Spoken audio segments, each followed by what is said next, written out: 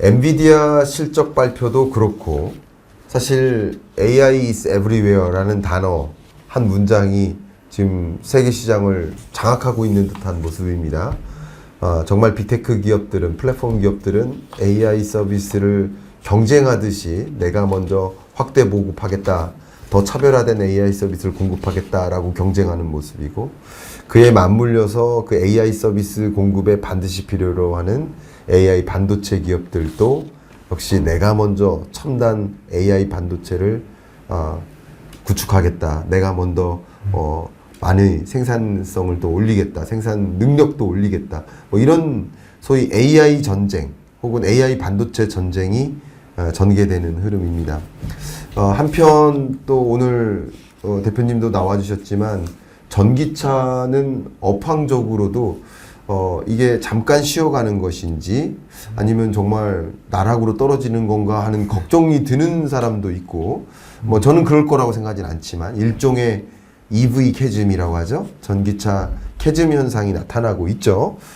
그래서 이런 우리가 많이 그림 그리고 있는 미래 산업, AI 반도체, 그리고 전기차 2차 전지에 걸쳐서 이 산업의 흐름이 어떻게 전개되는지 한번 꼼꼼히 따져볼 시점이 온 것 같습니다.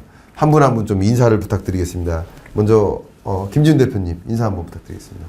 네, 안녕하세요. 김지훈의 훈훈한 주식 유튜브 채널을 운영하고 있는 김지훈입니다. 네, 본업은 전업투자자고요. 네, 저도 열심히 책도 쓰고 강의도 하고 있습니다. 네. 와주셔서 반갑습니다. 또 인사 한번 부탁드리겠습니다. 네, IT의 시인 이영수라는 유튜브 채널을 운영하고 있고요.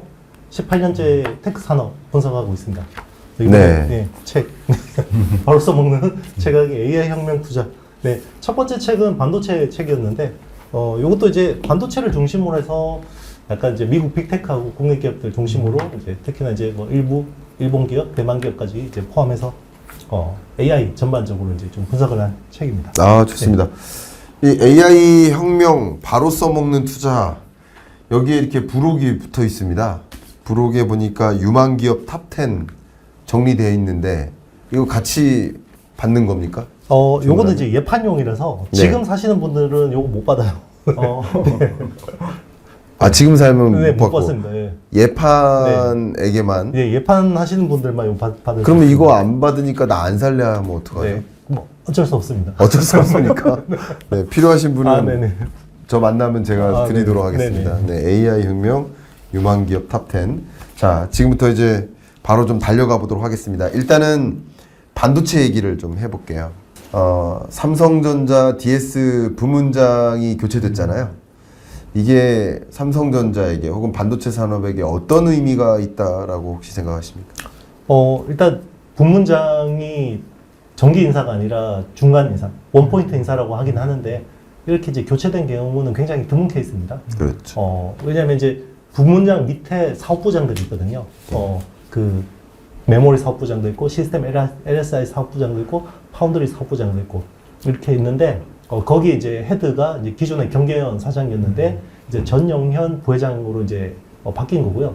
이분은 사실 우리 삼성 이야기할 때 삼성전자하고 삼성후자 이야기 많이 하거든요. 네. 예, 삼성전자는 이제 당연히 갑이고요. 예. 삼성후자로 그러면 이제 삼성전기나 삼성 SDI나 예. 뭐 삼성 디스플레이나 뭐 이런 쪽 이제 후자라고 많이 합니다. 네. 삼성맨들이 이야기하는 거니까. 예. 근데 이제 보통 후자로 가면 거의 이제 거의 끝이라고 보통 많이 보거든요. 네. 근데 여기서 생환해서 다시 친정으로 돌아오는 경우가 굉장히 드문데 그게 영전했다고 하거든요. 네.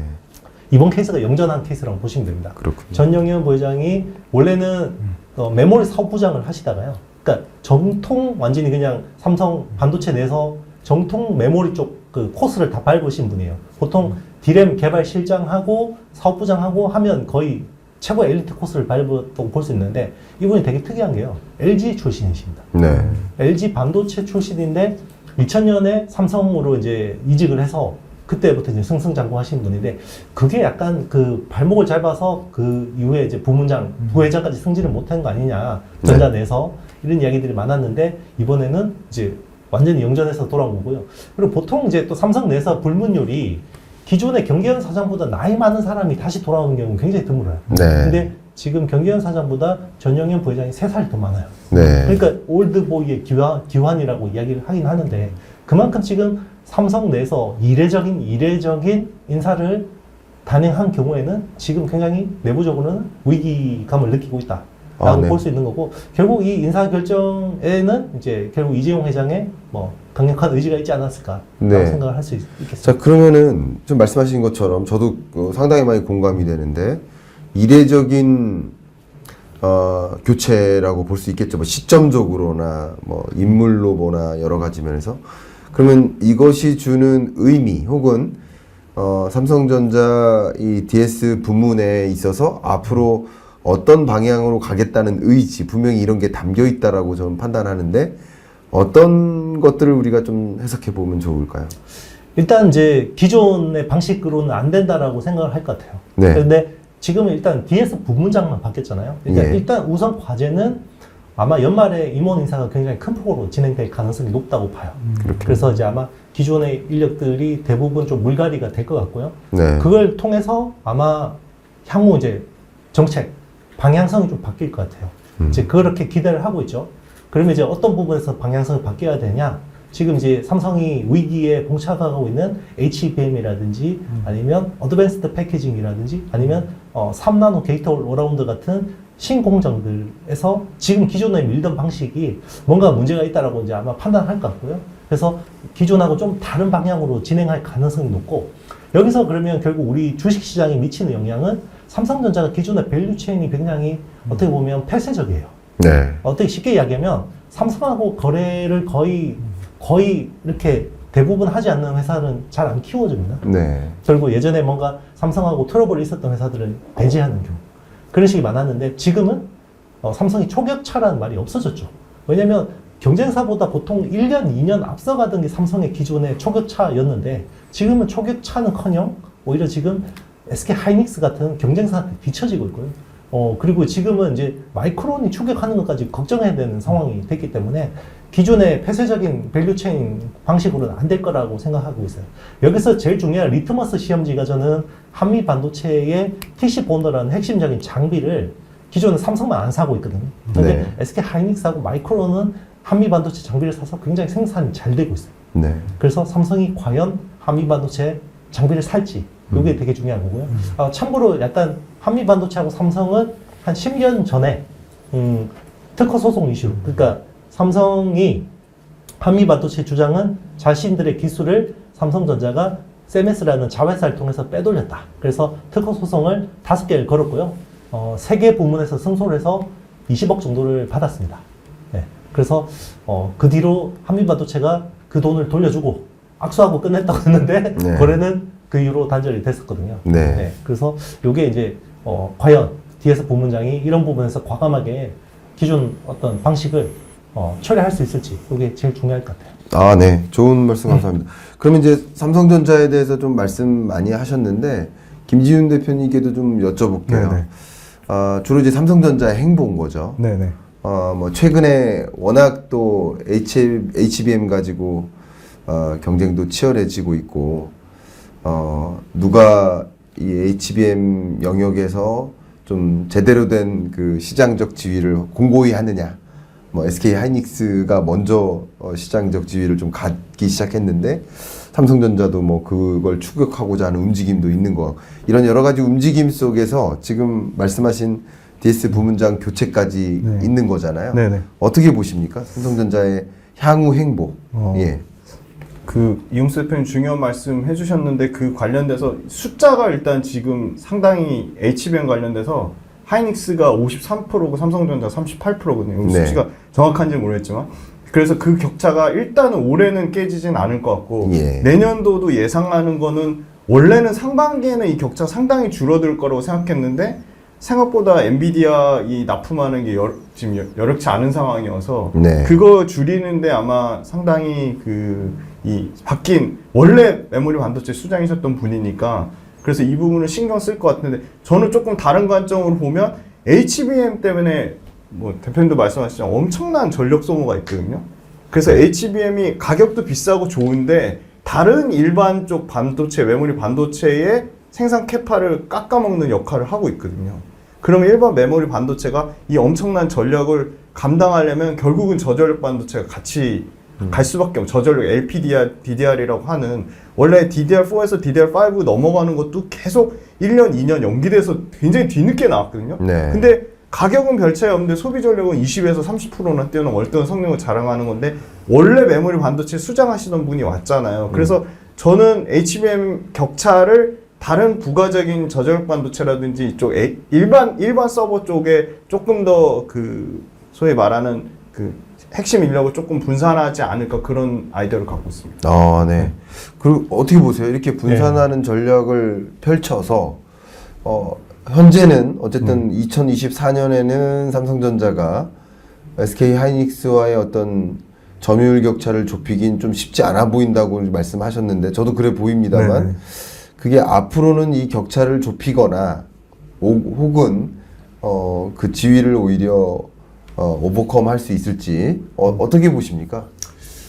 일단 당분간은 HBM 쪽에서 그 점유율 격차를 줄이기는커녕 오히려 더 벌어질 것 같아요. 예. 그러니까 이게 마켓 쉐어로 보면 안 되는 게요. 작년에 보면 시장 점유율은 SK 하이닉스하고 삼성전자 거의 비슷합니다. 예. 40%대 비슷한데, 질적으로 보면요, 이 제일 비싼 거, 그러니까 제일 좋은 거는 HBM3라는 아이템이 지금 제일 좋은 거거든요. 네. 그거는 SK 하이닉스가 독점이에요. 그렇죠. 독점이니까 실제로 팔아서 돈을 보통 이제 만약에 올해 SK 하이닉스가 당초 예상하던 게 한 10조 정도 HBM 쪽에 매출 나올 걸로 봤거든요. 네. 근데 10조를 팔면 하이닉스는 한 5조를 벌어요. 근데 마이크론이나 삼성전자 같은 회사들은 이제 거의 적자가 나죠. 왜 그러냐면 여기서 어떤 기술력 그리고 수율 이런 부분들이 이제 떨어지기 때문에 이제 그런 거거든요. 네. 근데 올해 지금 시장 조사 업체들의 가이던스가 계속해서 상향 조정되고 있어요. 올해 HBM 쪽 제일 최신 데이터 하나 보면 한 170억 달러 정도 보고 있습니다. 올해 네. HBM 시장이. 그러면 대충 한 20조 정도 초반인데, SK 하이닉스 올해 점유율을 60% 이상으로 봐요. 60% 이상으로 보고 있고, 지금 마이크론 같은 게 한 5에서 한 7% 정도.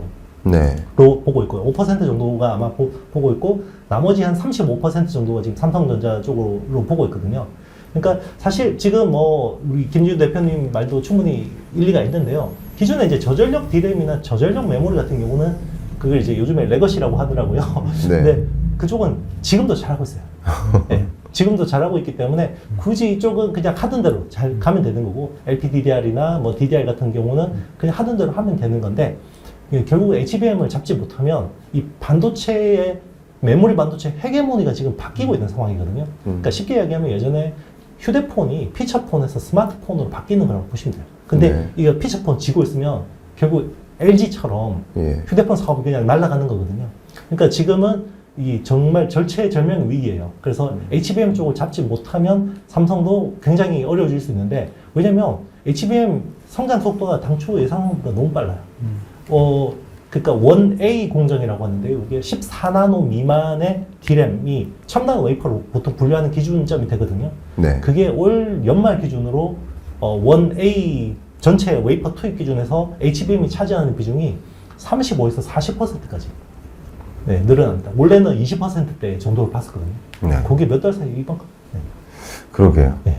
저는 이제 거시경제적으로 이 AI나 AI 반도체나 또 BAI 반도체 영역을 좀 들여다볼 때 좀 재밌는 현상 중에 하나는, 확실히 미국 경제가 굉장히 아직까지도 강하고, 그리고 향후 2030년까지도 미국 경제가 나홀로 강한 모습을 보일 것으로 전망이 됩니다.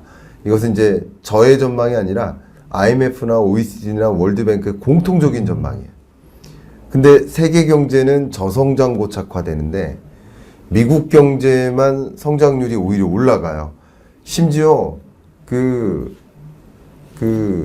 달러 인덱스를 구성하는, 그러니까 미국 달러화와 이 교환 비율에 들어가는 나머지 달러 인덱스 바스켓에 들어가는 나머지 6대 기축통화국들, 소위 이제 영국, 유로존, 또 뭐 스위스, 스웨덴, 일본, 뭐 이런 뭐 그밖에 뭐 캐나다나 뭐 호주나 다 포함해서 이 나라 중에 미국 경제 성장률이 제일 높은 곳으로 전망해요.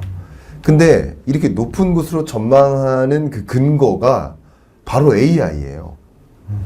되게 재밌게도 미국 경제 성장률이 2%인데 근데 ICT 산업의 성장률을 보면 50%예요. 근데 ICT 산업을 제외한 나머지 산업의 성장률은 그냥 평균적으로 2%가 안 된다는 거잖아요. 그만큼 이 경제를 드라이브 거는 게 ICT 산업인데 그 ICT 산업 중에 또 일부가 AI 산업인 거고 근데 그 AI 드리븐 이코노미라는 표현까지 쓰여져 있습니다. AI 드리븐 이코노미인 거예요. 그런데 미국이 지금 현재 그 AI를 내가 다 해먹겠다. 또 AI 반도체도 내가 다 해먹겠다. AI 반도체를 제외한 나머지 반도체도 사실은 내가 다 해먹겠다. 반도체 영역에서도 설계 내가 하겠고 디자인, R&D, 뭐 소재, 장비, 제조까지 내가 다 해먹겠다. 이런 움직임이 전개되니까 참 이 산업을 들여다보는 저로서도 걱정도 되고 어떻게 해야 될지 좀 우려도 많이 되고 좀 그런 상황입니다. 그래서 그런 관점에서 좀 질문을 좀 드려볼게요. 미국이 소위 AI 서비스를 제공하기 위한 그 밸류 체인을 들여다보면 그러니까 우리는 AI 서비스를 이용하는 거잖아요. 여러분은 AI 반도체를 사지는 않잖아요. AI 서비스를 이용하는 거죠. 근데 AI 서비스를 이용하는데 AI 플랫폼이 있는 거고 AI 플랫폼 안에 플랫폼이 가동하기 위해서 AI 반도체가 구동되는 거. 그게 함께 구동되려면 HBM이라는 것이 필요하고 그 밖에 이게 밸류 체인이라고 볼 수 있는데 이 밸류 체인 전체를 통째로 미국이 다 하겠다는 움직임이라고 저는 해석을 하거든요. 이런 움직임 속에서 미국 AI 서비스 기업, 소위 이제 플랫폼 기업들, 빅테크 기업들, 혹은 이런 움직임 속에서 AI 반도체 기업들, 이들이 이제 소위 독식하는 구조로 계속 갈 것인지, 아니면 우리나라 기업들은 그 안에서 뭔가의 입지를 정해서 뭔가 어떤 부분에 있어서의 경쟁력을 갖추고 우리의 어떤 시장만큼은 놓치지 않고 잘 유지해 나갈 것인지 저는 이게 가장 궁금한 미래 경제적인 질의거든요. 혹시 이런 부분에 대해서 자유롭게 좀 의견 주시면 어떨까요? 이게 뭐 정해진 답변은 없는 겁니다. 정답은 없는 건데 이 산업을 들여다보시는 전문가로서 그런 흐름을 좀 어떻게 예의주시하시는지 좀 의견을 여쭙고 싶습니다. 일단 뭐 제가 먼저 말씀드리면 일단 기존의 그 어떤 메인스트림 기술이 바뀌지 않으면 저는 쉽지 않다고 생각해요. 네. 그러니까 지금의 우리는 AI라고 하지만 이 AI라는 기술이 여러 갈래 기술이 있는데 여기서 머신 러닝이라는 기술이 있고 그렇죠. 그 머신 러닝 기술 안에서 딥 러닝이라는 기술이 메인이 됐고요. 그 딥 러닝 기술의 또 한 갈래인 트랜스포머라는 알고리즘이 핵심이거든요. 우리 GPT 그러면 제너러티브 프리트레인드 트랜스포머. 이 트랜스포머가 핵심이거든요. 트랜스포머가 되면서 AI가 사람처럼 말의 맥락을 이해하기 시작한 거거든요. 네. 그러면서 AI 성능이 확 좋아진 건데 네. 트랜스포머 모델의 특징이 두 가지가 있어요. 첫 번째가 이제 스케일링 로우라고 해서 컴퓨팅 파워하고 빅데이터를 많이 넣어주면 많이 넣어주는 만큼 선형적으로 좋아져요. 그게 이제 빅테크들이 결국 엔비디아 칩을 자기네 서버에다가 돈 벌어서 다 엔비디아 칩 사서 갈아 넣는 거. 자기네들 인력 몇만 명 잘라서 엔비디아 칩 사서 갈아 넣는 이유가 트랜스포머 알고리즘 특징이 여기 있거든요.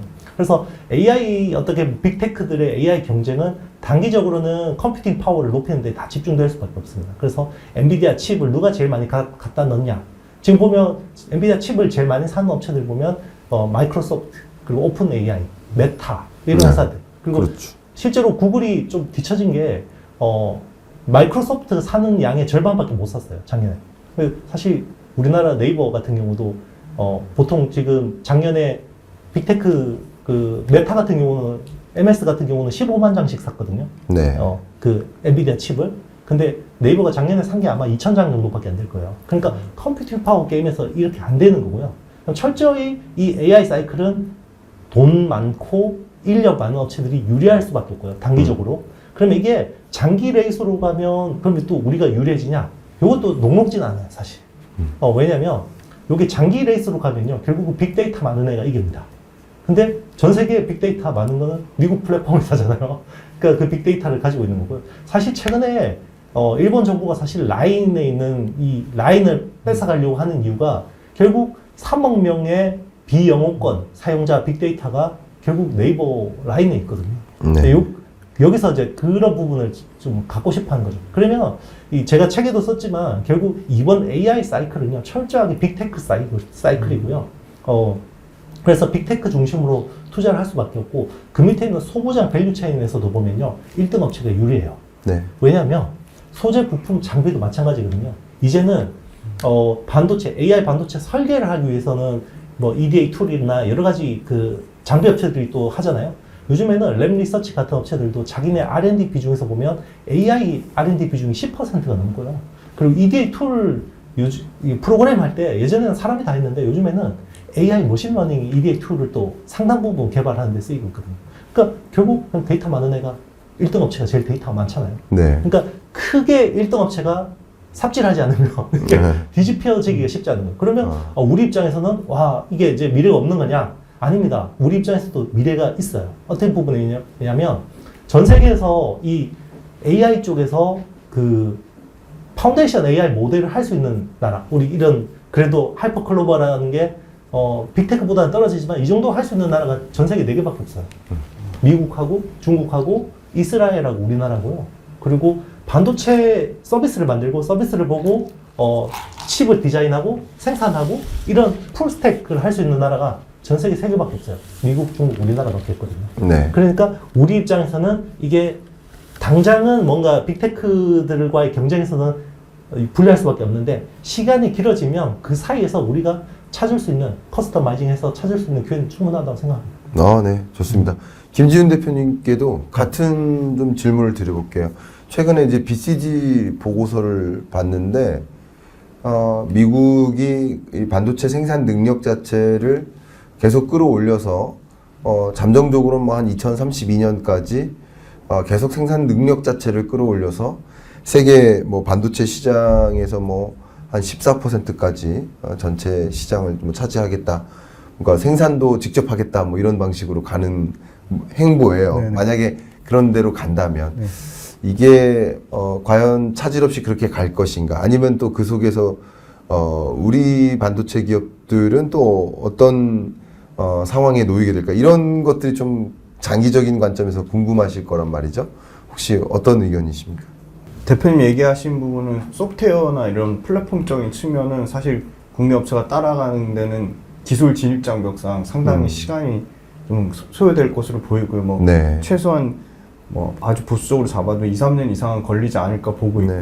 근데 다만 이제 우리가 제조 쪽으로 치면 그래도 상당히 하드웨어 경쟁력을 갖고 있거든요. 네. 삼성 파운드리가 될 수도 있고 SK 하이닉스 파운드리가 될 수도 있고, 물론 TSMC라는 강력한 그 TSMC, 엔비디아, 뭐 SK 하이닉스 이 강력한 이 소위 말하는 연합 라인이 있긴 한데 네. 지금 사실은 TSMC 맞습니다. 더 벌어졌어요. TSMC가 지금 파운드리 점유율이 60%가 이제 넘었고 61% 정도 되고 네. 삼성전자가 11%니까 계속 떨어지고는 있는데, 근데 구조적으로 TSMC가 그 생산할 수 있는 캐파의 한계라는 부분도 저는 분명히 있다고 보고, 그다음에 TSMC한테 계속 이런, 그러니까 그 완전히 독점해서 TSMC가 모든 물량을, 모든 소위 말하는 AI를 주도하는 뭐 마이크로소프트라든지 구글이라든지 메타라든지 아마존 이런 업체들 입장 촉각을 다투는 입장인데 네. 모든 걸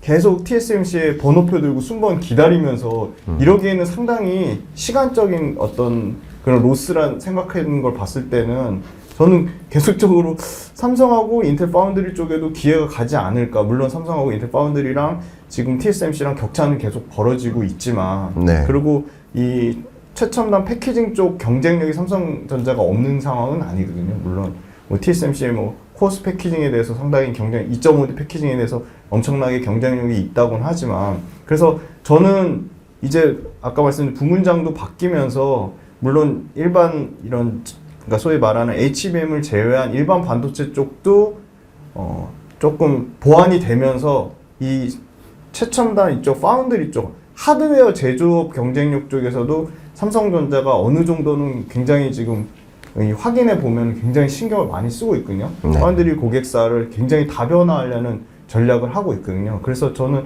오히려 AI 칩 그 소위 말한 설계 업체들, 팬리스 업체들, 디자인 하우스들이 굉장히 치열하게 경쟁할수록 네. 삼성전자나 하이닉스 요쪽 이 제조 하드웨어 경쟁력 쪽은 조금 더 영향력이 있는, 왜냐면 5개 손꼽거든요. 네. 없습니다.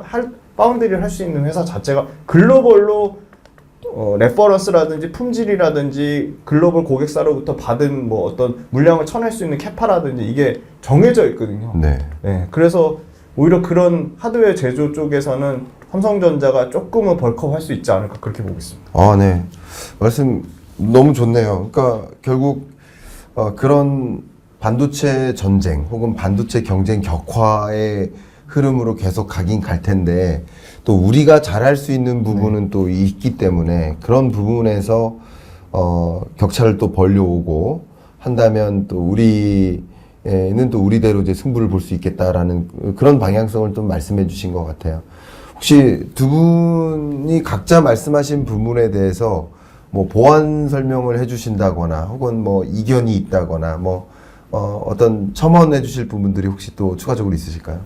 네, 이제 파운드리 쪽에 사실은 TSMC의 그 의존도가 비대하게 높은 건 사실이에요. 네. 그러니까 사실 미국의 반도체 굴기는 결국 파운드리 제조 굴기라고 볼 수가 있거든요. 그러니까 전체 그 반도체 전체에서 보면 한 절반 정도가 미국이 쉐어를 가지고 있다고 보면 되는데 네. 설계 쪽에 한 70% 정도를 미국이 잡고 있고요. 네. 그리고 이제 반도체 장비 쪽도 거의 50% 정도를 미국이 잡고 있는데 네. 유일하게 약한 게 결국 제조 쪽을 아시아로 다 넘겨버린 거죠. 그래서 지금 미국의 반도체 제조 비중이 10%가 안 됩니다. 네. 이거를 향후 10년 안에 20%까지 높인다라는 게 이제 미국의 보관인데 이게 자체적으로 도저히 안 되는 거죠. 자체적으로 되려면 인텔이 잘해줘야 되는데 인텔은 그 전에 지금 이번에 팩겔싱어 이전까지 그 CEO들이 재무통이 3번이나 잡았는데 재무통들한테 CEO 맡기면 비용 줄이는 것밖에 생각 안 하거든요. 그러면 저기 뭐 앉아서 그 연봉 많이 받는데 일하는 것 같지도 않으니까 다 잘라버린 거죠. 이제 그 사람들이 보면 뭐 짐 켈러 같은 슈퍼 엔지니어도 있는 거고요. 네. 그런 분들이 엔비디아나 애플이나 뭐 AMD로 가서 엄청나게 이제 활약을 한 거예요. 이제 사실 그 인텔이 자충수를 둔 건데 그럼 그런 것들을 회복하려면 결국 뭔가 이제 인텔이 다시 리빌드를 해야 되는데 시간이 필요하죠. 그러니까 안 되니까 보조금을 줘서 미국 내로 팹을 가지고 와라. 그래서 TSMC하고 삼성 파운드리가 이제 타깃이 된 건데 처음에는 사실 기억나시는지 모르겠지만 되게 여기에 대해서 시큰둥했어요.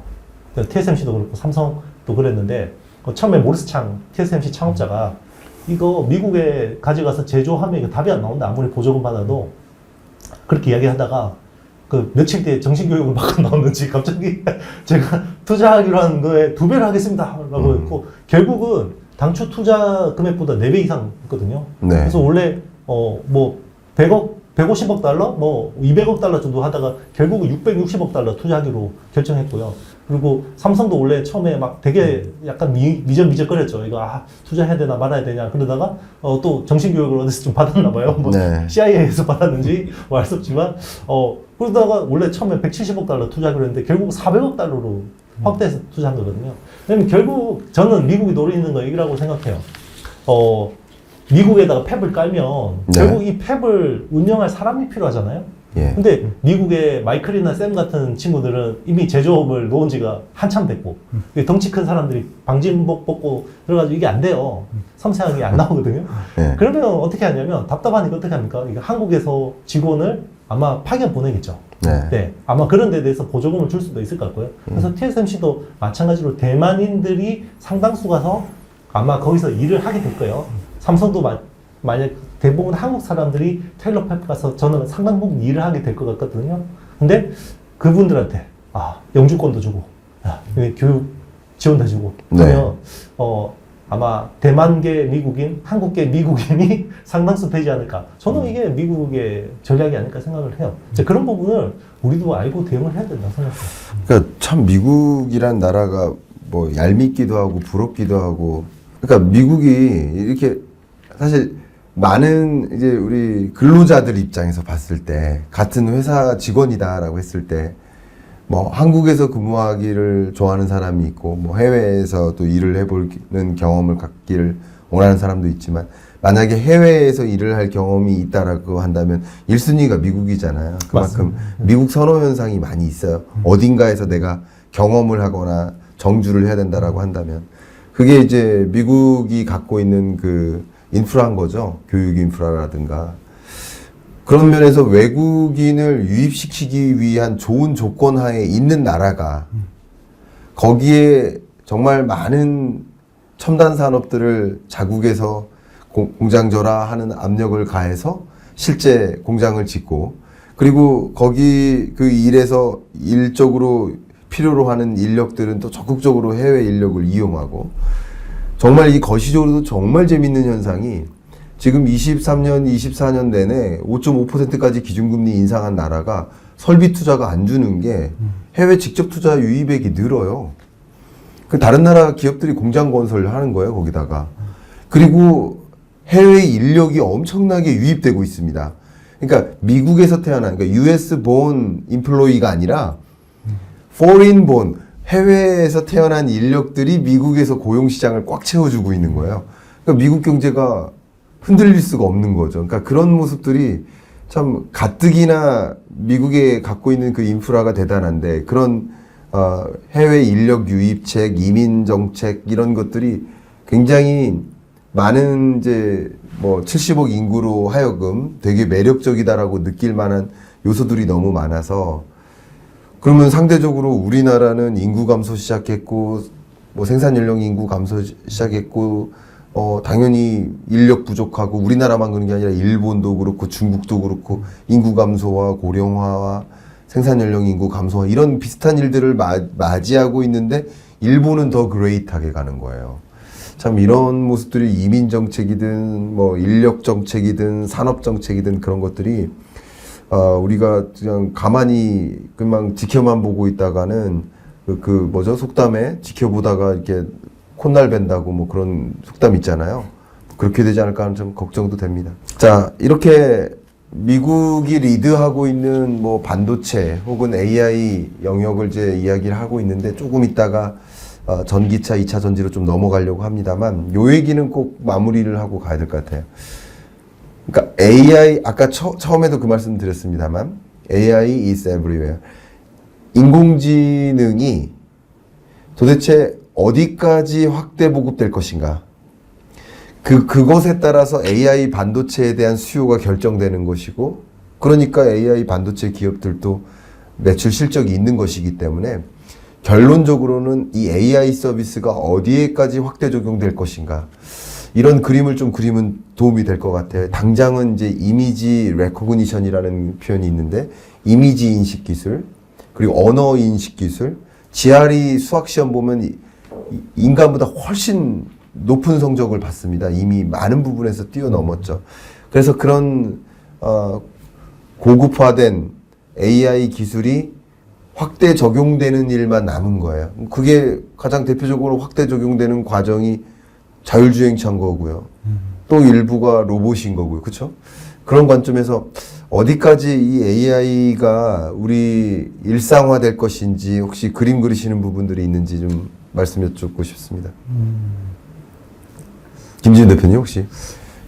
저는 기업에서 업무 처리하는 데 생산성을 향상시키는 데 많이 활용되지 네. 않을까. 결국은 다 이런 뭐 추론이라든지 학습이라는 게 다 소프트웨어 프로그램이니까. 그렇죠. 프로그램 개발 발전이 일어나면 업무의 생산성도 향상되고, 그러니까 기존에 그 엑셀 초창기에 도입했을 때 네. 저희 서면세대 그거 뭐 엑셀을 다 그냥 수작업으로 그래프를 그리거나 네. 손으로 작업하던 게 엑셀로 바뀌면서 결국은 그분들도 엑셀을 도입해서 썼잖아요. 예. 그러니까 AI도 이런 AI 모델을 학습하는 학습 프로그램, 추론 프로그램이 완전히 프로그램에 대해서 일반적으로 뭐 엔비디아가 쓰는 쿠다 플랫폼 소프트웨어 그들만의 플랫폼처럼 네. 이렇게 일상화되고 상용화되면 그게 기존에 쓰는 업무들의 양식을 다 좀 바꾸지 않을까. 좀 기존 엑셀 쓰는 것도 다 AI식으로 일반적으로 이미지 인식하고 동영상으로 표현하고 그런 걸로 바뀌지 않을까. 그래서 업무의 생산성을 좀 향상시키는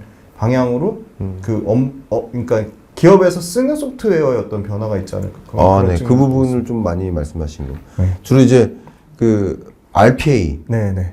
그죠? 로보틱스 프로세스 네. 오토메이션 영역으로 오피스 영역에서도 AI가 많이 활용될 수 있겠다. 저도 개인적으로 저는 이제 매년 그 CES를 관심 있게 좀 당연히 같이 지켜보고 계시겠지만 최근 그 AI의 확대 적용에서 가장 전 눈부신 뭐 이렇게 성과를 내는 부분이 개인적으로는 의료라고 보고 있습니다. 그러니까 디지털 헬스케어, 스마트 헬스케어. 그러니까 이 인간의 그 눈으로 이 CT 촬영하라든가 뭐 이렇게 촬영된 영상이나 자료를 보고 암을 진단하는 능력이 있다라고 한다면 AI는 그 같은 자료의 3년 전 단계에서 암의 여부를 진단해내는 이런 수준의 기술이기 때문에 그러니까 이게 AI가 의사를 대체하기보다는 의사들이 AI를 활용하는 거죠. 함께 일하는 거죠, AI와. 그런 방식으로 이 디지털 헬스케어 영역을 엄청나게 리드해 나갈 것으로 보고 있고, 제가 개인적으로 또 관심 있는 영역이 이제 고령화라는 과정이기 때문에 또 많은 분들의 이제 관심을 갖게 되는 영역 한 가지가 바로 그 치매인데, 그 치매 부분을 보통은 우리 치매 환자가 생겨나면 뭔가에 그 대응을 하는 모습인데 그 대응이 늦죠. 근데 치매 같은 경우는 치매 여부를 먼저 진단을 해야 되거든요. 그러니까 치매 환자가 아닌데 예를 들어서 A라는 인물이 3년 후 치매가 돼요. 근데 지금 단계에서 이대로 가만히 있으면 3년 후 치매가 오니 지금부터 예방훈련해야 됩니다라는 것을 얼라태주고, 그리고 치매 예방훈련을 계속 교육해주고, 그래서 실제 치매가 오지 않도록 하는, 그러니까 이런 디지털 헬스케어, 스마트 헬스케어 영역에서의 AI의 적용이 저는 가장 기대되는 부분이지 않을까. 왜냐하면 기대 수명이 올라가고 고령자가 많아지고 그런 인구 구조 변화에 정확히 부합하는 AI 기술의 접목이지 않을까라는 생각을 좀 개인적으로 합니다. 이영수 대표님께도 여쭤볼게요. 혹시 뭐 IT의 신이시니까 또 어떤 영역에서 좀 괄목할 만한 우리가 체감할 만한 그런 AI 서비스를 활용할 수 있게 될까요?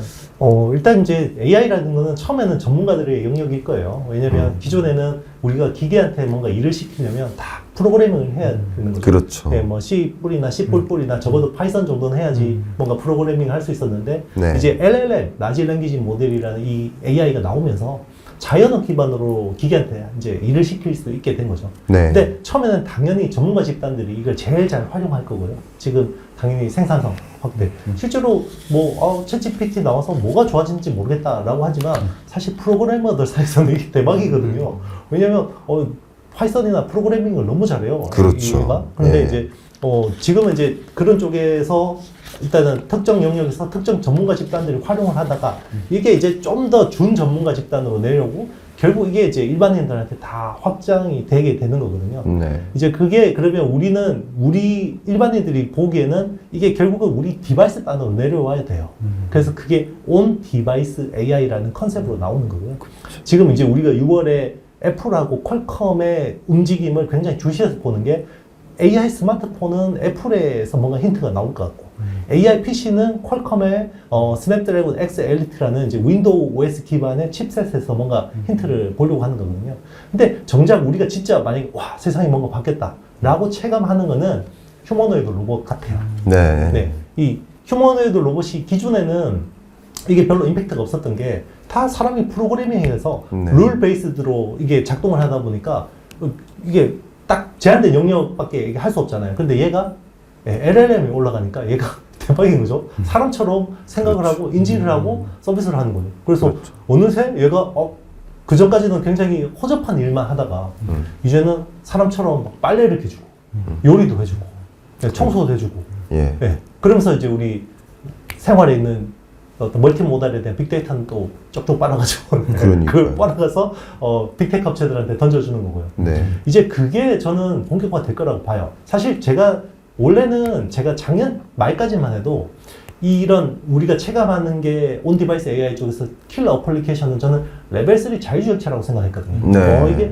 운전대를 놓으면 여기가 정말 공간 컴퓨팅이 대박이겠어 라고 생각했는데, 요즘에는 제가 뷰를 바꾼 게 휴머노이드 로봇이 더 빠르겠다. 휴머노이드. 왜냐면 이게 산업의 어떤 그 어떻게 보면 그 근본 이게 좀 다른 것 같아요. 왜냐하면 자동차라는 거는 100년 된 산업이고 여기에 규제와 어떤 인식들이 빽빽하게 차 있어요. 그래서 네.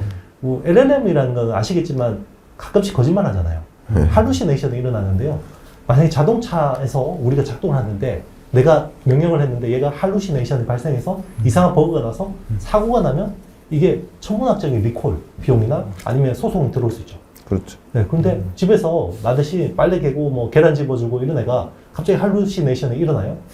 이놈 웃기네. 이러고 말겠죠. 맞아요. 그러니까 왜냐면 없던 거니까. 예. 네, 그리고 사람하고 비슷한 모양을 하고 있으니까 사람처럼 생각을 한다는 거죠.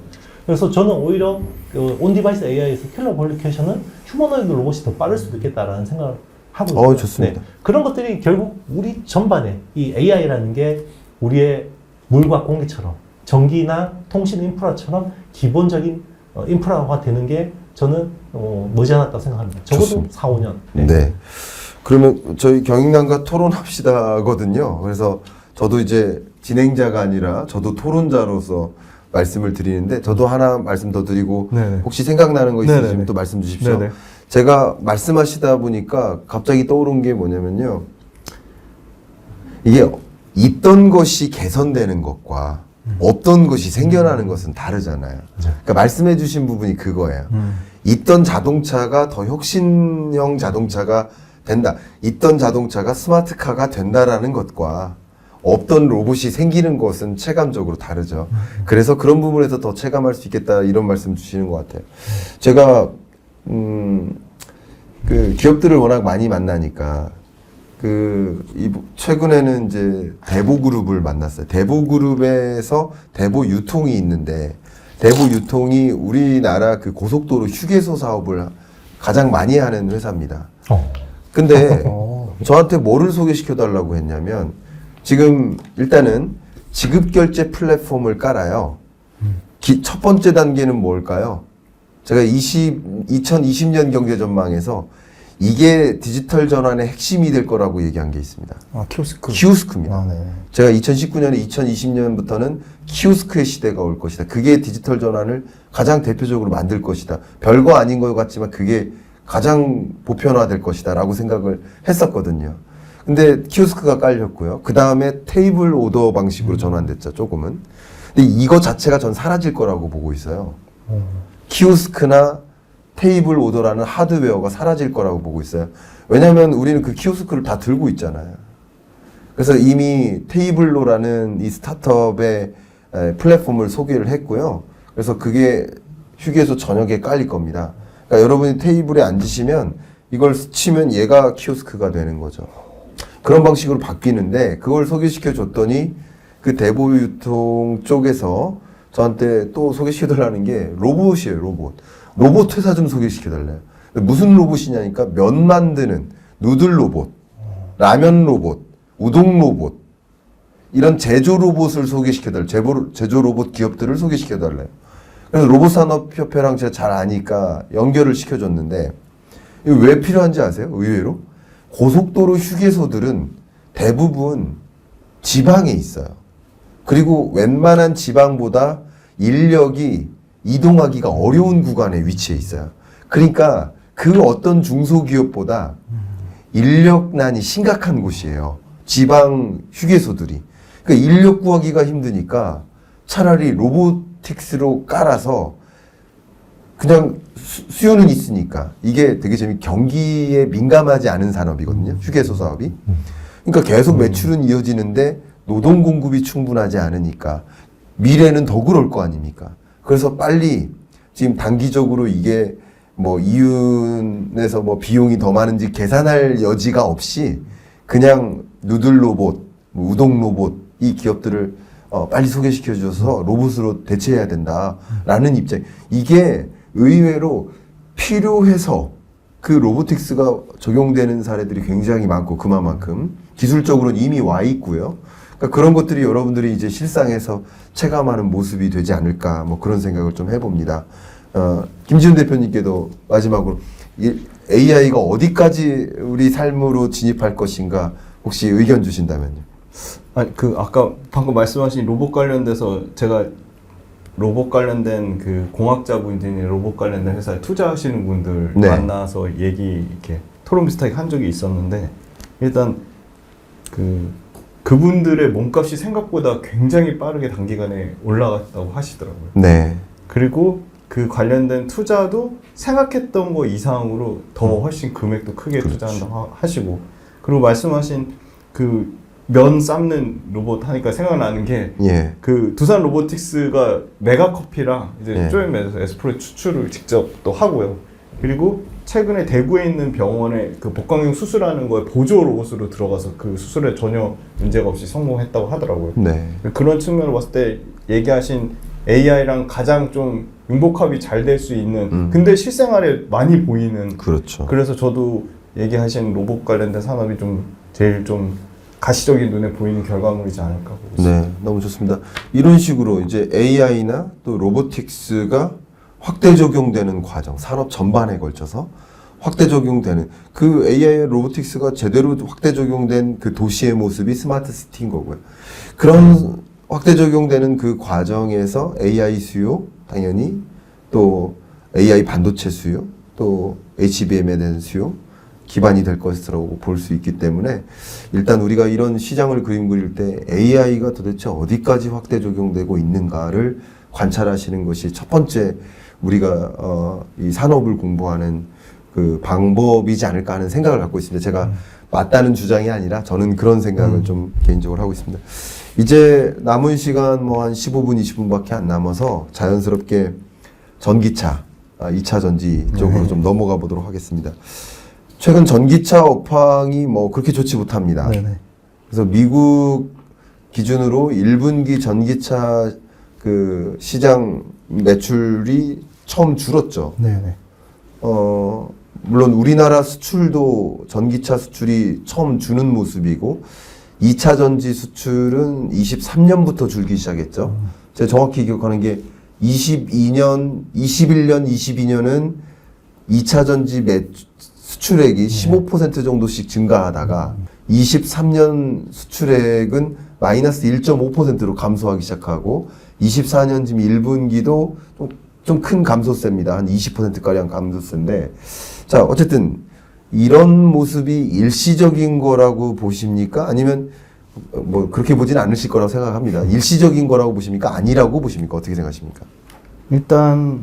저는 올해까지는 좀 계속 수요 둔화의 영향을 업황을 받을 거라고 보지만 올해는 결국 장기적인 그림으로 가면 내연기관차가 다 전기차로 대체되는 상황이 분명히 올 거라고 보고 있거든요. 네. 그 이유는 가장 핵심은 내연기관차를 만드는 회사들이 그들만이 갖고 있는 휘발유 차에 대한 뭐 경유나 등유차에 대한 그 헤게모니를 내려놓고 이제는 정말 탈탄소 친환경이라는 거대한 그 에너지 전환 흐름에 따라서 결국 그 시기가 원래 2030년 정도면 거의 대부분의 차들이 휘발유차를 생산 안 할 걸로 알았는데 그게 32년 정도로 한 2년 정도 유예가 된 거지. 그렇죠. 휘발유차 생산을 안 하겠다는 계획이 취소가 된 건 아니거든요. 그렇죠. 그러니까 결국은 바뀔 건데 바뀌는 시기가 좀 늦춰졌다는 거고 예. 두 번째는 수출 관련된 데이터도 그 한국무역협회에 따르면 불과 3년 전만 해도 국내에서 생산하는 비중이 대략 한 12% 정도였는데 올해 가장 최근 1사분기 데이터 보면 7% 밑으로 떨어졌거든요. 네. 그러니까 그만큼 국내 3사가 해외 생산 캐파로 산출하는 생산의 비중이 압도적이라는 거예요. 85% 이상 된다는 거죠. 그래서 수출 데이터가 증감의 차이는 있지만 전체 국내 배터리 셀 3사가 수출하는 그거의 데이터 양 자체 생산량으로 보면 큰 그건 없다는 거고요. 그렇군요. 변화가 그렇게 크진 않다는 건 다만 그 업체 내에서 치열하게 지금 점유율 경쟁 차이가 생기는 바람에 그렇죠. 예, 그 배터리를 받아주는 완성차 업종이 어느 완성차의 밸류 체인에 따라 철저하게 지금 극명하게 시기가 갈리는 것 같고요. 테슬라가 전기차 업체로서 굉장히 큰 선점 효과를 누렸지만 계속 말씀드린 건 테슬라는 원래 차를 만들던 회사가 아니고 어떻게 보면 빅데이터에 가까운 회사이기 때문에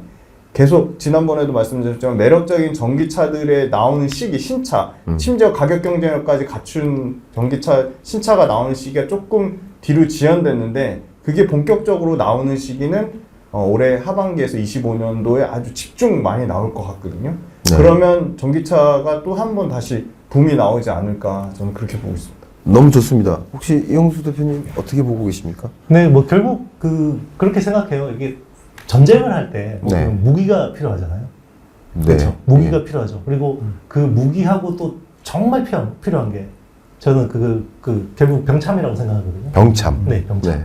그러니까 이제 보면 우리 그 한고조 때 보면 소하라는 재상이 있어요. 예. 그 사람은 한 나라 통일하는 데 있어서 단 한 번도 전쟁에 안 나갔는데 나중에 1등 공신이 됐거든요. 네. 한고조 유방이 매번 전쟁에서 졌는데 이 사람이 매번 어떻게 해서 병참을 해서 다시 전쟁할 수 있게 만들어준 거거든요. 그러니까 저는 지금 현대 사회 AI 혁명에서 보면 이 국가 간 그리고 기업 간 개인 간 전쟁인데 여기서 무기는 저는 반도체라고 생각합니다. 네. 반도체가 요즘에는 산업의 쌀이 아니라 산업의 총알이고 미사일이라고 하잖아요. 네. 근데 결국 그 병참이 결국은 배터리라고 생각해요. 이게 자동차에도 당연히 들어가야 되는 거고요. 그리고 당연히 로봇에도 들어가야 되는 거고요. 그리고 하늘을 떠다니는 드론에도 UAM, 어반에어 모빌리티 같은 데도 들어가야 되는 건데요. 그러니까 우리 반도체를 보면 PPAC라고 보통 많이 하거든요. 이제 퍼포먼스, 파워, 에어리어, 코스트. 네. 저는 똑같다고 생각해요. 배터리가 결국은 이 PPAC, 퍼포먼스, 그리고 파워, 그리고 에어리어. 그러니까 적은 공간을 차지하면서 높은 에너지 밀도를 낼 수 있는 거, 그리고 싸게 만들 수 있는 거, 그리고 퍼포먼스를 낼 수 있는 거. 이런 것들을 지금 가리기 위한 경쟁이라고 보고 있고요. 이제 결국 우리나라 국내 밸류체인 같은 경우는 결국 NCM 중심으로 3호계 쪽에 이제 집중이 돼 있는 거고, 이것도 이제 코스트를 기반으로 한 이제 중국이 LFP를 가지고 지금 강력하게 공급 과잉을 일으키고 있잖아요. 그렇죠. 이제 여기서 살아남으면 저는 우리나라가 엄청난 기회를 누릴 수 있다고 생각합니다. 네. 네. 말씀 맞는 것 같습니다. 그러니까 지금 이제 이 ICT 산업 전반에 걸쳐서 기본적인 이제 여러 가지 트렌드, 거스를 수 없는 흐름들이 있는데 그 중에 하나가 이제 와이어리스인 거잖아요. 그러니까 와이어리스로 소위 IT 기기나 제품들을 이용한다, 자동차를 포함해서 이용한다라는 것은 그만큼 스마트화되고 있지만, 디지털화되고 있지만 동시에 2차 전지에 대한 수요는 같이 늘어나는 구조라고 볼 수밖에 없는 거죠. 예. 맞습니다. 그런 부분에 대해서는 거스를 수 없는 변화다. 저도 이제 의견을 드린다면, 그래서 저도 EV 캐즘이라는 표현이 저는 딱 맞는 것 같아요. 왜냐면 일단 1단계로 15% 시장으로는 진입을 한 거예요. 세계적으로 봤을 때. 15%. 그러니까 그 15%가 누구예요? 주로 이노베이터들, 얼리 어답터들, 이들이잖아요. 이들은 조기 수용자들인 거예요. 그리고 더군다나 보조금 혜택을 많이 누리고 초기에 이 시장을 진입을 한 거죠. 그죠? 진입된 이 전기차를 수용한 거죠. 근데 지금 그렇게 이 주류 시장으로, 나머지 85% 시장으로 수요가 뒷받침될 거라고 보고 정말 많은 기업들이 전기차 공급을 하는 거예요. 2차 전지 시장으로 뛰어드는 거예요. 그러니까 수요는 선형으로 유지되고 있는데 공급이 그 선을 넘어서 과잉 공급이 된 시장의 모습이지 않나. 그리고 과잉 경쟁화되고 있지 않나. 그런 모습이 전개되고 있는 것이고, 이게 캐즘이라고 볼 수 있는 이유는 15% 시장 이 지점에서 몇몇 그 캐즘과 같은 현상들이 나타나고는 있는데, 가장 대표적인 게 미국 매출액이 감소한 거죠, 처음. 그러니까 이런 현상들이 나타나고 있는데, 이 캐즘 구간의 과잉 경쟁에 따라서 이제 경쟁력이 약한 기업들이 떨어져 나갈 겁니다. 그러니까 그게 캐즘에 빠지는 거죠. 근데 그 빠지고 나면 이 85%에 달하는, 왜냐면 이 시장이 완전히 내연기관이 전기차로 대체될 거라고 보는 믿음에는 1도 의심이 없습니다. 그러니까 그런 변화되는 국면에서 소위 캐즘에서 떨어져 나간, 걸작기에서 떨어져 나간 이 몇몇 그 구조조정된 기업들이 있고 나면 나머지 살아남은 기업들이 이 거대 시장을 장악하게 되는 국면이지 않을까. 그때는 또 뭐 여러 가지 2차 전지, 뭐 핵심 소재 수요가 폭발적으로 늘어난다든가 또 그렇게 될 거라고 저는 보고 있거든요. 그런 의미에서 좀 전기차 시장 혹은 2차 전지 시장을 우리는 들여다봐야 될 텐데, 그런 면에서 김지훈 대표님께도 좀 질문 드려보고 싶습니다. 이 중에서 어쨌든 업황이 그렇게 좋아 보이진 않아요. 그게 또 주가에도 반영되는 듯한 모습이에요. 그럼에도 불구하고 좀 주목해볼 만한 영역들, 섹터들 좀 말씀해 주신다면 좀 어려운 질문이 될 수 있겠지만 네. 네. 그 2차 전지 관련돼서 국내 업체가 일단 상당한 기술력을 가지고 있고요.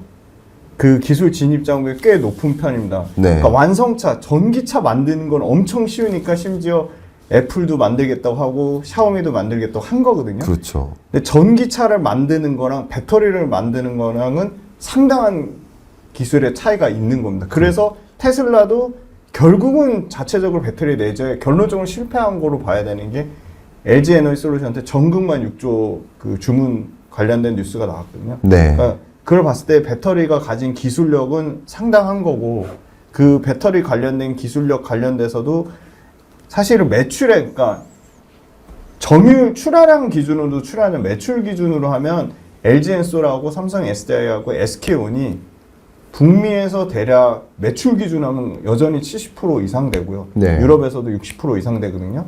근데 기술 경쟁력도 기술 경쟁력이지만 폼팩터의 변화가 있거든요. 네. 원통형, 파우치형, 각형이 있는데 중국이 얘기하는 BYD나 CATL 같은 경우는 뭐 원통형 한다고는 하지만 각형이고요. 예.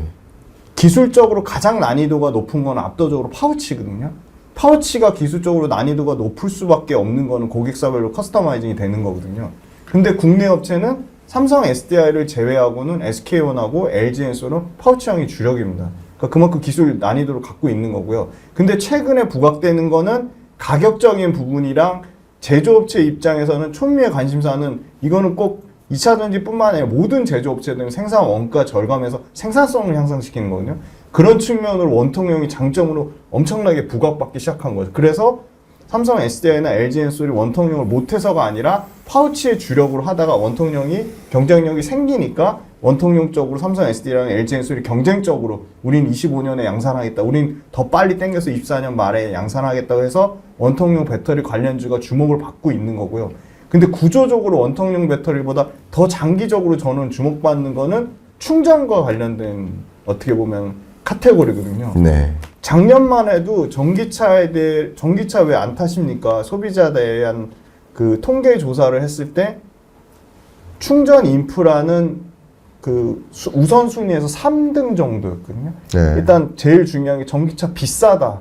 매력적인 전기차가 없다. 그게 상위를 차지했는데 이제 올해 말부터 내년까지 매력적인 전기차가 쏟아져 나오니까 소비자 입장에서도 가장 압도적으로 순위에서 지금 계속 뭐 매달 조사를 하고 있는 순위에 보면은 미국 소비자 대상으로 유럽 소비자 대상으로 한 게 1등으로 꼽힌 게 충전이거든요. 근데 소비자도 충전을 중요한 테마로 잡았지만 만드는 업체 입장에서도 생각보다 빠르게 충전 인프라가 개선이 안 되니까 완성차 업체에서도 제일 중요하게 본 게 우리 당장 충전 성능에 대한 부분을 엄청나게 개선을 하겠다. 완성차 업체. 네. 만드는 측이나 그걸 사는 소비자 측에는 공통적으로 겹치는 충전이랑 강력한 카테고리가 생긴 거죠. 그래서 충전과 관련된 부분은 음극재가 담당을 하고 있거든요. 소재 단에서. 그래서 계속 음극재가 좋아질 수밖에 없는데 이 충전을 가장 빠르게 할 수 있는 게 실리콘 음극재입니다. 그래서 최근에 2차 전지 주가가 다 빠져도 유일하게 견조하게 주가를 유지하는 부분이 이 실리콘 음극재 관련주가 굉장히 부각을 받고 있고요. 실리콘 음극재 역시 국내 업체가 압도적으로 잘합니다. 생산 캐파로 보나 기술력으로 보나 레퍼런스로 보나. 근데 실리콘 음극재의 유일한 단점인 게 두 가지가 있거든요.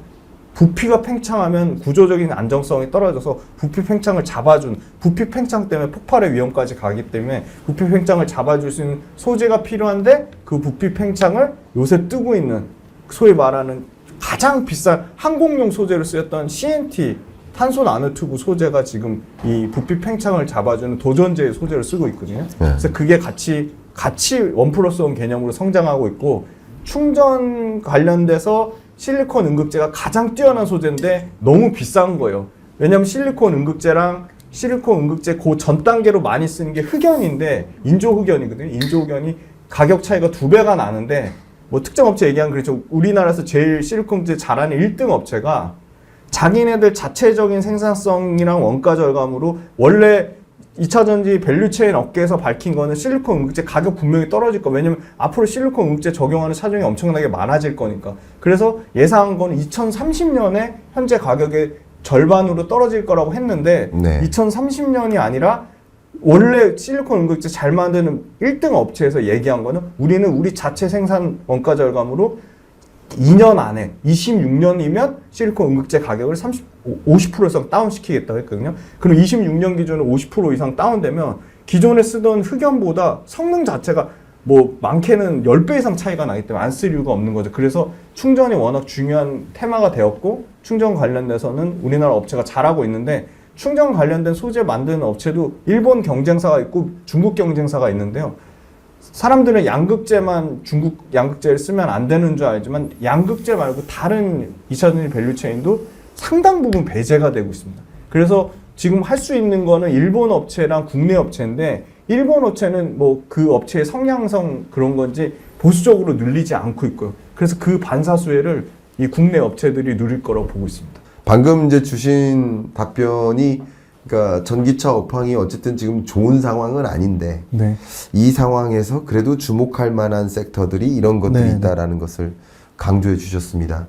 자, 그러면은 이제 가장 중요한 현안으로 좀 부상한 것이 네. 바이든의 행보잖아요. 네네.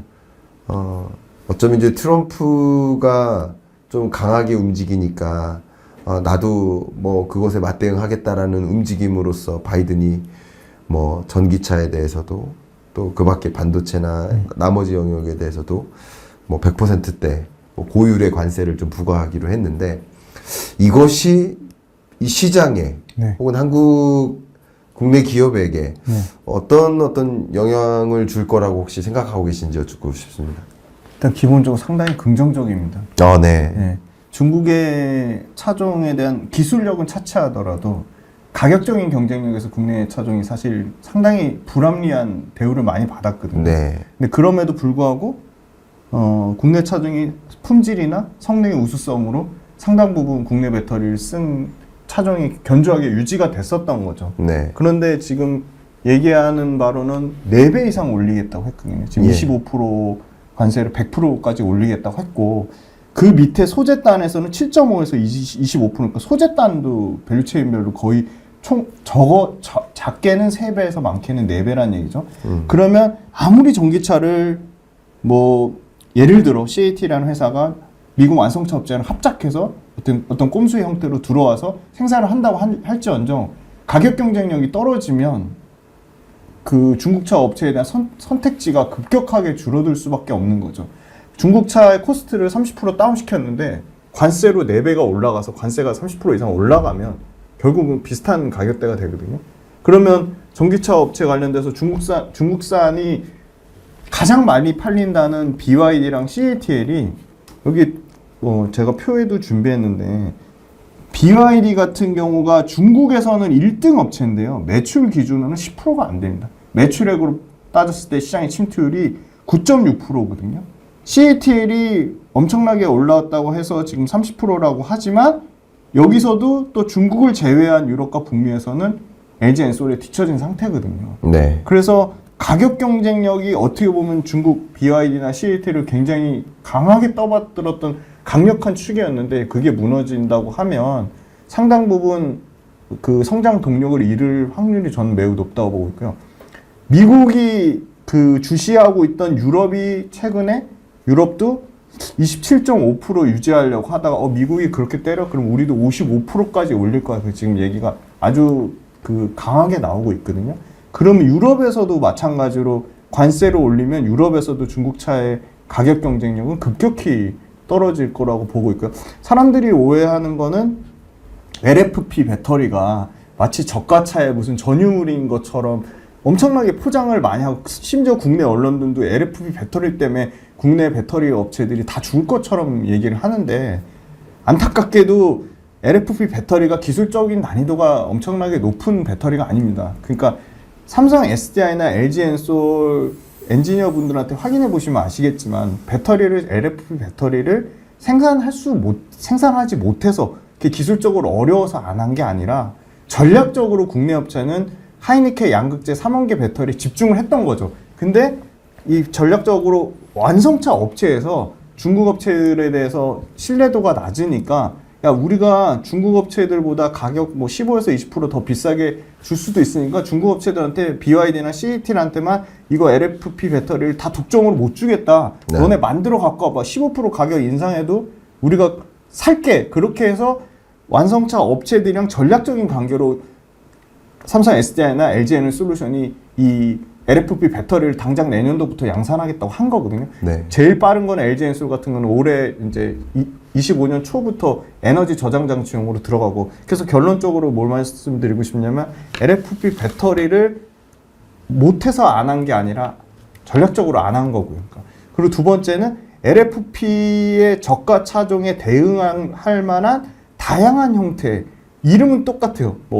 이름은 굉장히 다양하게 돼 있는데 하이망간, 망간이치, 망간의 비중을 높인, 망간의 비중을 높인다는 거는 안정성이 월등히 좋아진다는 거거든요. 네. 근데 망간의 비중을 높이면 대신에 그 외 비싼, 엄청나게 비싼 리튬보다도 더 비싼 코발트의 비중을 낮춘 이제 망간리치라든지 뭐 하이망간 이런 류의 LFP 대체재가 상당 부분 내년에 쏟아집니다. 그런 그 망간을 활용한 배터리들이. 그리고 말씀드린 대로 그 LFP 배터리 외에 삼원계 배터리도 지금 삼원계 배터리에 원자재를 뭐 예를 들어 니켈, 코발트, 망간에서 뭐 알루미늄을 추가한다든지 4원계로 가고, 양극재 자체도 기존에 쓰던 다결정 양극재에서 단결정으로 가면서 가격 경쟁력도 좋아지면서 에너지 밀도도 좋아지는, 그 가격과 에너지 밀도를 다 잡는 형태의 상당 부분 기술 개발이 진행이 되고 있습니다. 그게 본격적으로 상용화되는 원년이 아마 내년이라고 보고 있기 때문에 그런 측면으로 보면 너무 이 배터리 밸류체인에 대해서 부정적인 것만 언론이 너무 이슈화되지 않나, 그렇게 보고 있습니다. 네. 여러분들이 이제 언론에서 보시는 어떤 내용만 가지고 네네. 이게 정말 너무 부정적인 건가 혼란 가지실 네. 수도 있을 텐데, 그런 부분들을 좀 명확히 판단할 수 있도록 김지은 대표님께서 좀 조언해 주신 것 같습니다. 네네. 말씀 감사하고요. 이상 이제 촬영을 좀 마무리할까 하는데요. 마지막으로 뭐 앞부분에서 이 말씀은 나눴으니까 라이브용으로, 이건 라이브용이에요. 마지막으로 좀 질문을 좀 이런 질문이 나와서 엔비디아 실적 발표 이후에 네. 상승인가요? 이런 질문이 있습니다. 네. 뭐 저도 의견을 드리겠습니다만, 네네. 저부터 의견을 드릴까요? 네네. 뭐 어쨌든 의견은요, 지금 시장의 기대가 굉장히 높은 것 같습니다. 네네. 근데 그 기대를 충족할 만큼의 그 기대 이상의 실적이 나온다면 당연히 또 추가 상승이 있겠지만, 네네. 그 기대 이상의 실적은 아니고, 네네. 뭐 실적은 좋겠지만, 네. 좋은 실적이겠지만 기대를 못 미치는 수준의 실적 발표가 나온다 그러면은 좀 실망이 작용할 수 있을 거라고 저는 판단합니다. 그래서 실적 발표가 지금 기대치 이상이냐 이후냐가 네.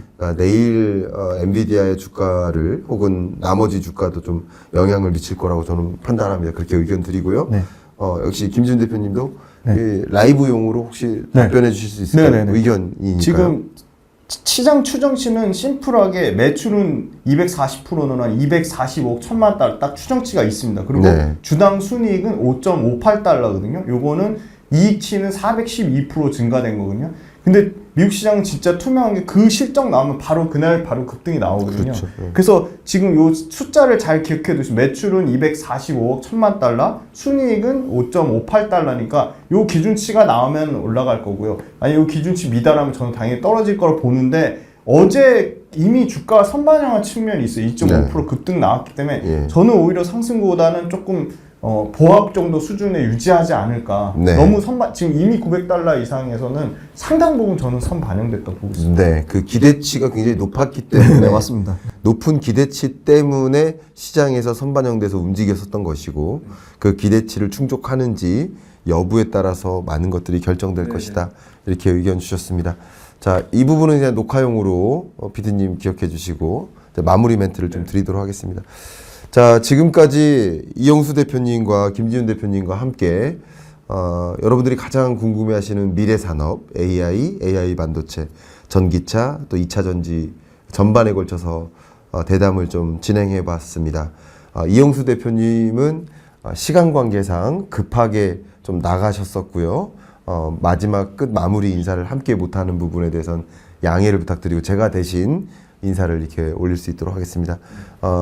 남아 계시니까 김지훈 대표님만 훈훈하게 인사 한번 해주시고 마무리하면 어떨까 생각합니다. 네, 그 주식 투자 관련돼서 상당 부분 재밌고 즐겁게 하셨으면 좋겠는데 주가 가격 떨어지는 거에 너무 일회일비해서 변동성에 너무 예민하게 하시면 오래 못 버티세요. 그래서 저는 오래오래 버티셨으면 좋겠거든요. 지금 저는 부동산 시장이 생각보다 드라마틱하게 개선되지 않으면 예전에는 부동산 시장이 좋아서 부동산 시장에 자금의 일부가 주식으로 흘러가는 형태였는데 지금은 부동산 시장 주춤한다 주식시장이 꺼지거나 그러지는 않을 것 같거든요. 상당 부분 고액자산가들 중에서도 이런 소위 말하는 금투세 관련된 뭐 굉장히 부정적인 주가에 돈을 인출해가는 그런 형태의 이 정책적인 부분만 좀 보완이 된다면 저는 주식시장이 워낙 국내 업체들이 예를 들어 2차전지 짧게 말씀드리면 2차전지는 배터리만 잘하는 게 아니고요. 소재, 장비, 부품단 다 글로벌 경쟁력을 갖고 있습니다.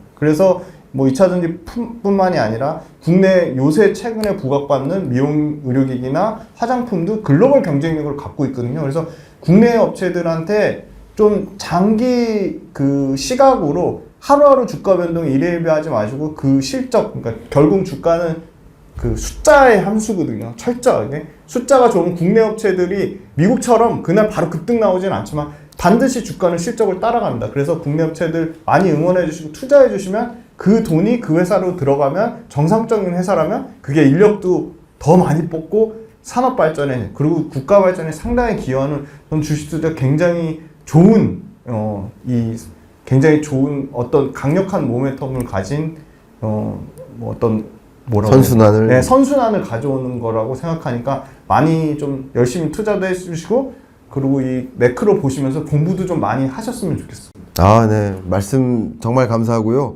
긴 시간 김지훈 대표님 그리고 이용수 대표님 함께 해주셔서 감사하고 이상 좀 마무리 인사를 드리면서 또 다음을 기약하면서 또 마무리하도록 하겠습니다. 감사합니다.